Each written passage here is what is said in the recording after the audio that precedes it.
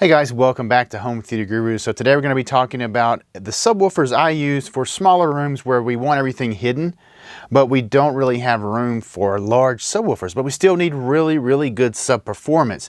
But often the client wants everything hidden, which I understand. I like it, or I love a room where you sit down and you don't see any speakers, but you are just enveloped in sound and have great tactile tight bass, but you don't see any speakers. And that's just a really awesome feature. Can't pull it off in all rooms, but a lot of times we'll do like a false bass trap wall.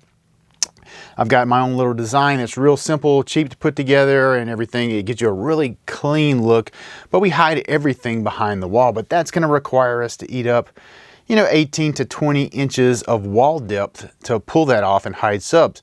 Smaller rooms, a lot of times we just don't have that kind of real estate to give up. So I was talking to Rob Goldman of Next Level Acoustics. We're talking about the Cinema line, which of course I've just recently reviewed those, and I'm a dealer for Next Level Acoustics. Fantastic speaker I use in my higher end rooms where we need reference levels, and we have a medium or even large rooms. We can use those. We can even have options to tow the mains in.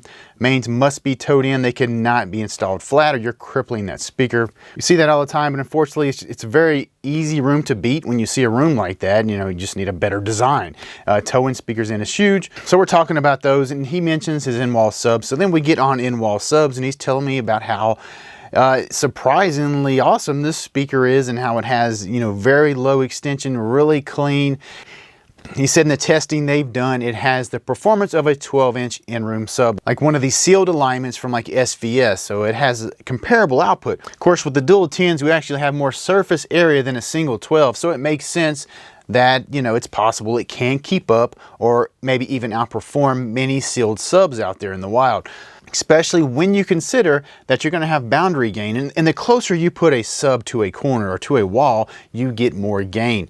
You get boundary gain, and then in a corner, you'll get that corner loading effect, of course. So you get several dBs of help down on the bottom end, that help that an in-room sub won't really get, because an in-room sub, you've got a cabinet. The driver can only get so close to that wall because there's a cabinet in the way. When you can actually stick the driver flush with the wall, you're going to have even more output help down low.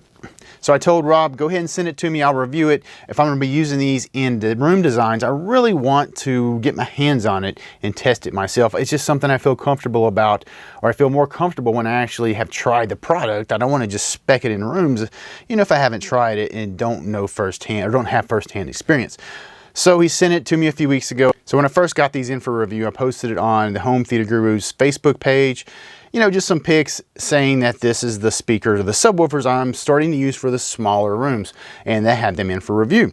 And when I did, Travis Baustat, I hope I'm saying that right, he commented, and actually he's a reviewer that did a review on these several months back. So Travis commented, I had that demo unit in my room last summer, and a few dealers were in listening to the NLA reference cinemas. I played a few clips and said, okay, now I'm going to turn off the in-wall sub and turn on my dual in-room subs. They were shocked as they didn't realize all the subs were not running simultaneously.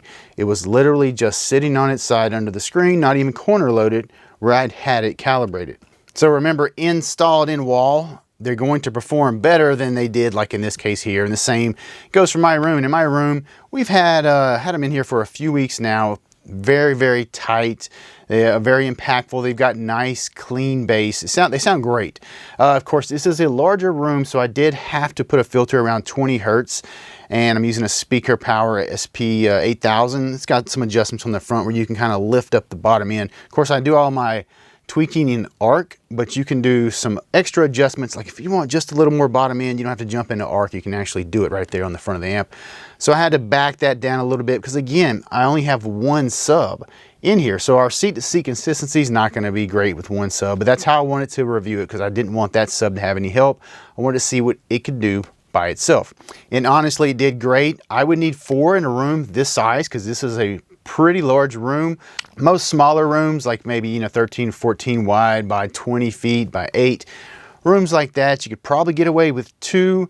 I would corner load them in the corners just for that extra boundary gain or that corner loading gain, and probably opposing corners. If you had 4, of course, 1 in each corner, and you would be in cloud 9 with 4 of these and 1 in each corner. I mean, they would have a lot of really nice tight bass.